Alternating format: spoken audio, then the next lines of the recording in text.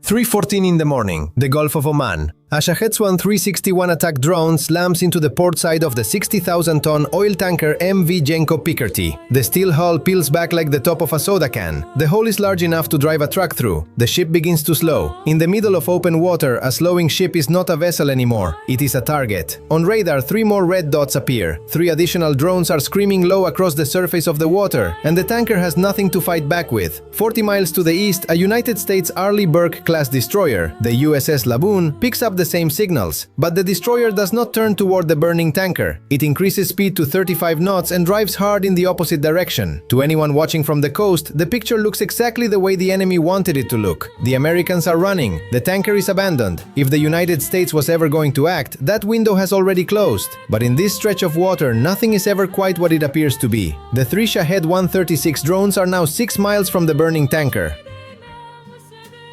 They will reach the hull in under 3 minutes. The enemy watches the American destroyer steaming away and decides to press the advantage. From the dark coastline, 6 low-profile shapes hit the water. These are explosive-laden unmanned surface vessels, sea drones. Think of them as high-speed craft packed with 500 pounds of high explosives, guided by satellite link. Individually, each one is small. Together, they move like a wolf pack, aiming for the waterline. If even one reaches the engine room, the ocean pours into the hull. That is the catastrophe the enemy is hunting for, a disaster large enough to choke the world's oil supply for months. The drones close the distance. The tanker tries to turn, but at 10 knots, maneuvering that hull is like trying to redirect a mountain in a hurricane. Then, at exactly 3 miles out, the lead sea drone suddenly veers 90 degrees to the left. It slams into a wave and begins spinning in circles. The second follows, its engine screaming before going silent. One by one, the Wolfpack loses its mind. Even though the USS Laboon is miles away, it has left behind an electronic ghost.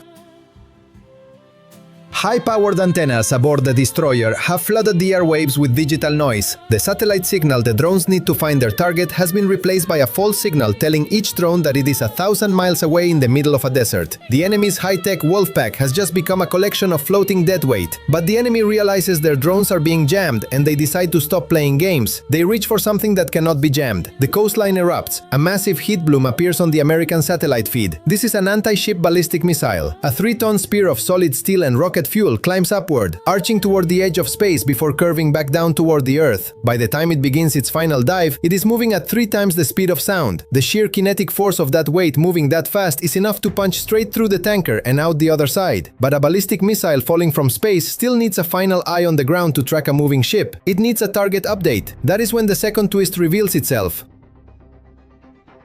2 miles from the burning tanker, a small wooden fishing dhow, a traditional boat common in these waters, suddenly changes. To any observer, it had looked like a group of local fishermen watching the chaos unfold. But now the heavy camouflage netting draped over the center of the boat drops away. Beneath it sits a high-powered military-grade radar array and a satellite uplink. It is an enemy mobile targeting station that has been sitting in plain sight, feeding the exact GPS coordinates of the tanker up to the falling missile. The drones were the distraction. The retreating destroyer was the opportunity. The ballistic missile is now 60,000 feet in the air and falling straight down. In 30 seconds, the MV Genko Pickerty ceases to exist. Then, 60 miles away, the USS Laboon answers. The ship's vertical launch system cells are built flush into the deck. Each cell holds a missile ready to fire in under a second. 4 of those cells blow open. The first 2 out of the deck are Standard Missile 6 interceptors. Behind them, 2 Standard Missile 2 Block 3 Charlie missiles leave the rails as a second line of defense. The enemy believed the American destroyer was blind.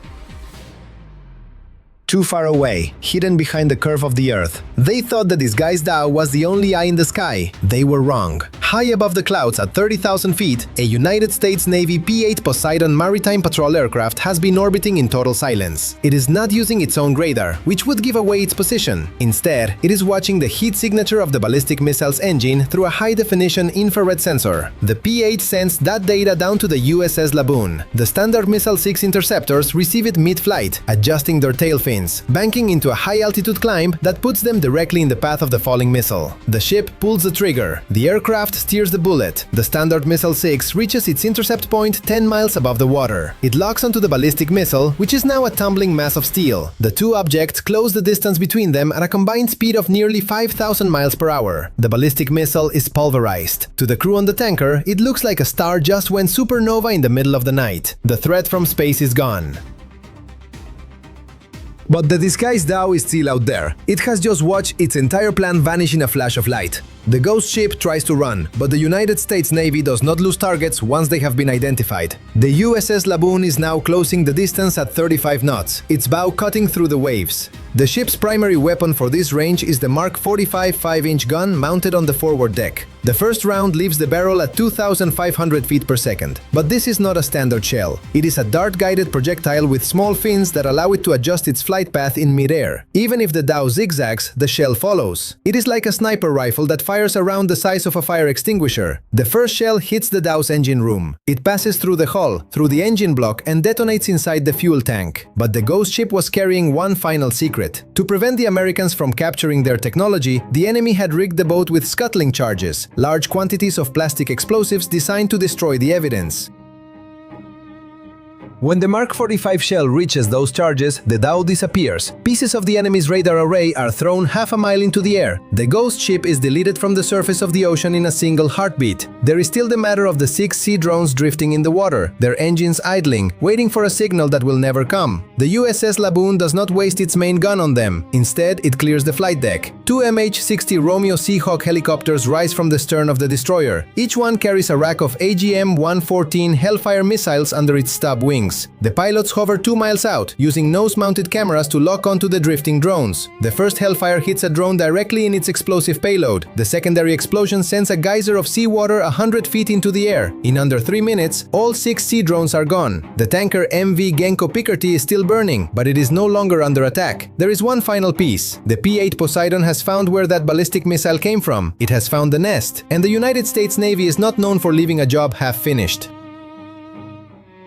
While the helicopters were eliminating the sea drones, the P-8 has been mapping the shoreline. Its cameras track the ballistic missile launch back to a rugged limestone cliff face, a reinforced cave complex carved into the rock to hide mobile launchers from satellite observation. The enemy believed they could drive their trucks out, fire a missile, and disappear back into the mountain before anyone could react. But they made a critical mistake. They had prepared a second missile. The heat from the first launch stayed trapped inside the cave, making it glow like a lighthouse on the aircraft's thermal sensors. The United States now has the exact front door to the enemy's house. On the deck of the USS Laboon, 2 more vertical launch system cells explode open. 2 Tomahawk Block 5 cruise missiles climb into the air and head for the coast. As the Tomahawks approach, the enemy reveals their last card. A mobile surface-to-air missile battery that had been sitting in silence to avoid detection suddenly powers up its radar and fires 2 interceptors at the incoming missiles. For 10 seconds, the Tomahawks are in danger, but the United States was already expecting this. High above, a pair of FA-18 Super Hornets have been loitering in the dark. The moment the enemy radar activates, it sends out a burst of electronic energy. One of the Super Hornets releases an AGM-88 HARM. The enemy commander on the ground sees it coming on his screen. He does the only thing he can. He shuts down the radar to hide. But it is too late. The missile has already memorized the GPS coordinates. The AGM-88 slams into the surface-to-air battery. The enemy is now completely blind. The 2 Tomahawks have a clear path. They fly low, parallel to the ground, and bank hard at the last second, flying directly into the mouth of the cave. The first hits the primary missile loader. The second hits the storage area for the backup rocket fuel. The thousands of gallons of fuel inside ignite all at once. The mountain exhales fire. The nest is gone. The Gulf of Oman begins to grow quiet as the first light appears on the horizon. The MV Genko Pickerty, the Indian crude tanker that began this night as a victim, is finally clearing the narrow straits. But one final threat remains on the coastline.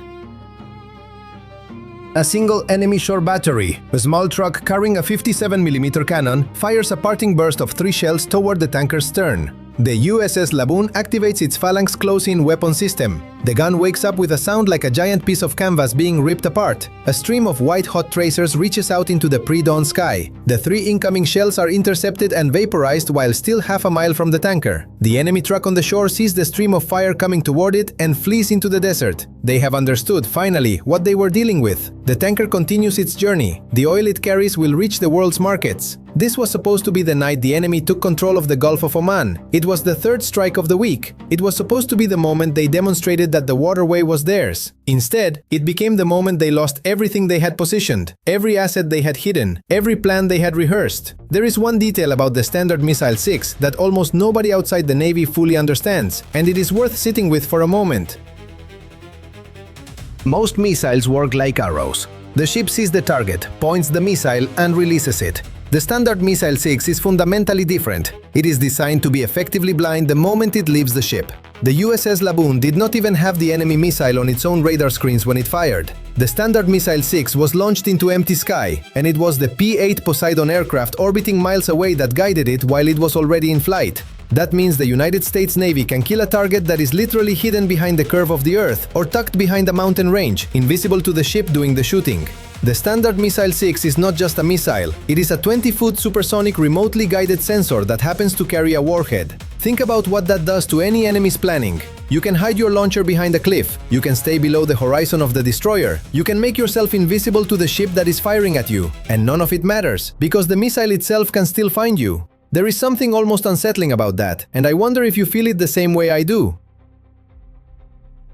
We grew up with the idea that if you could hide, you were safe. That distance was protection, that the horizon was a wall. This technology quietly erases all of that. The question of whether that kind of reach makes the world more stable or less, whether the ability to strike something you cannot even see is ultimately a deterrent or an invitation, does not have a clean answer. And the people making those decisions are doing so in real time, in the dark, in the middle of the Gulf of Oman, with 30 seconds on the clock.